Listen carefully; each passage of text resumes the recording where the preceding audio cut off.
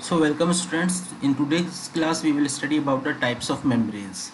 So basically membranes can be classified in the different types based on their structure or based on their geometry or based on their material used in the membrane. So first, based on the structure.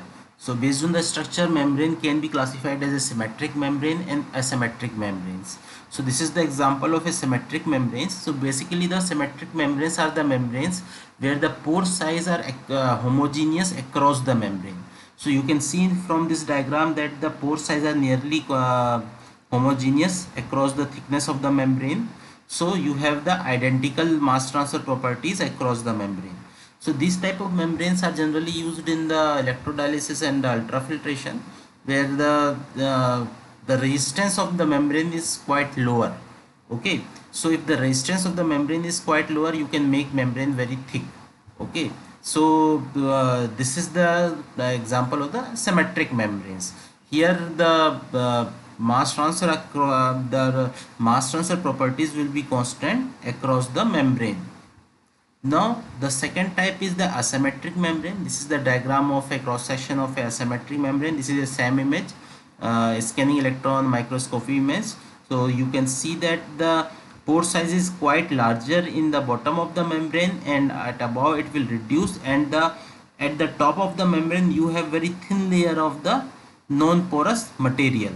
Okay, so this is the 0.1 to 1 micrometer thick skin layer. It is called the skin layer, which is non-porous.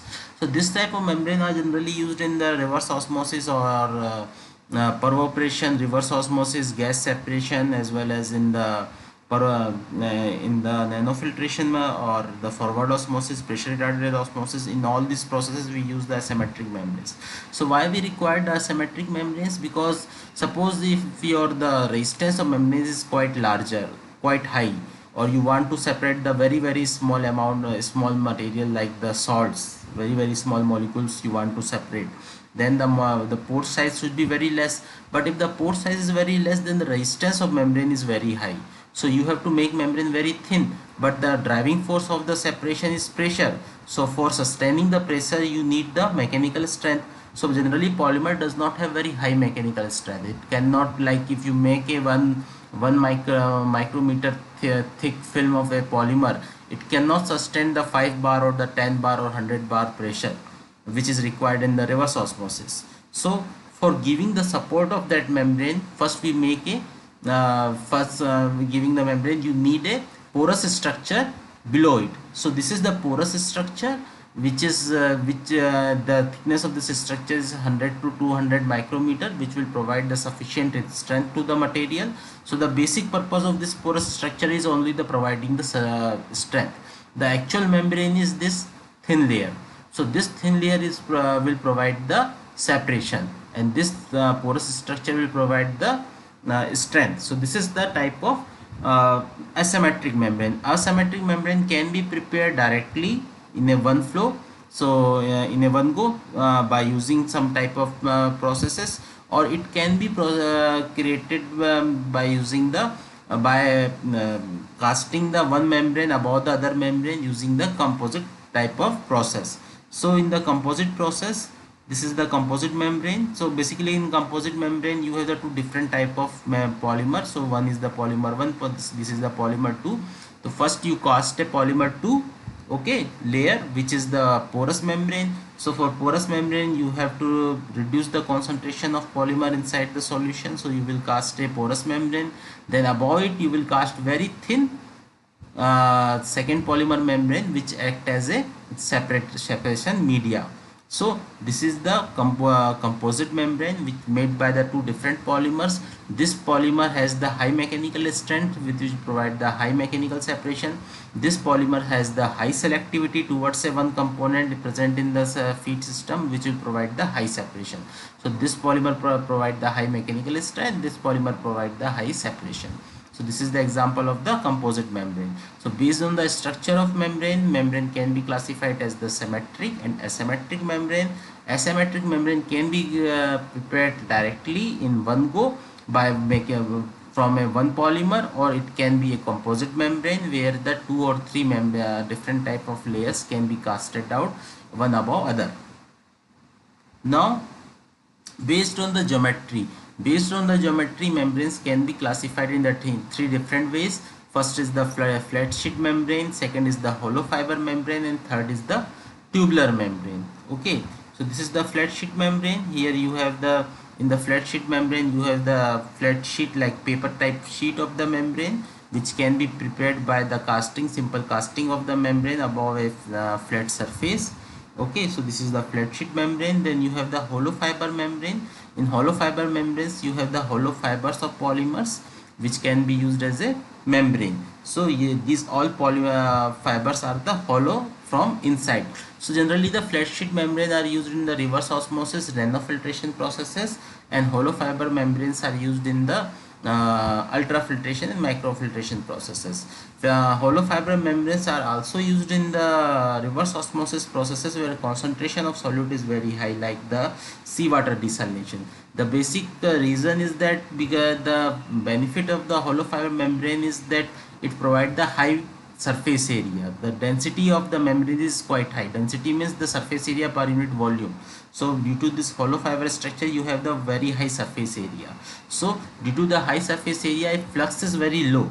Of amount of material separate out from a unit surface area of membrane is very low. Then also you will get a lot of recovery by using the hollow fiber membrane. So if your concentration is very high, your flux will be very low, because concentration acts as a resistance for the membrane separation. So your flux will be very low, and to overcome that lower flux you need the hollow fiber membranes, where the density of membrane is quite high. Now if you have the ceramic material, you can use the tubular membrane. So this is the tubular membrane. The geometry is similar to the hollow fiber membrane, but here instead of fiber you have the tubes, large tubes. So basic differences: here you have the fibers where the diameter is very small, here you have tubes where diameters are quite larger. So generally tubular membranes are used in the as a ceramic membranes, because it is easy to cast the tubes from the ceramic material. Then the flat sheet might be brittle, and it is very difficult to use flat sheet of the sheets of the ceramic material, but tubes can be used in this type of structure. So this is the shell and tube structure, and in the shell and tube structure you can easily use the tubes. So there are three different geometries of the membranes. First is the flat sheet, second is the hollow fiber, third is the tubular. Now membranes can also be classified based on the material. So based on the material it might be the polymeric membrane, and second is the inorganic membrane. So generally we use the organic polymers for membrane preparation. Why? Because polymers are highly selective for polymers are macromolecules, and due to macromolecules these are very highly selective. Why? Because the pore size can be easily controlled in the micromolecules, and separation may also occur uh, due to the empty space present inside the molecules of the polymers. That is called the free volume theory. The free volume available in between the molecules of the polymer, which will act as a separation medium. So the small molecule can easily pass through that material, and the bigger molecule or large molecule cannot. And second thing, you can easily put the charges on the membrane. So you can make a polymer hydrophilic, or you can make a polymer hydrophobic. So it can separate out the either the organic material, it can separate out either the water. So you can have a lot of flexibility with the polymers, organic polymers. So you can make the special type of membrane using the polymers. So that's why the polymeric membrane materials are widely used for the membrane processes. Next is the inorganic membrane. So we can also use the inorganic material for membrane processes. The benefits are like it is thermally stable and chemically stable, and high mechanical strength, long service life, easy cleaning. But this process, the inorganic membranes are generally expensive in comparison to polymeric membrane, because the processing is quite difficult, and controlling the quality of membrane is also quite difficult. So that's why the inorganic membranes are quite expensive. And second is the selectivity of the membrane is very difficult.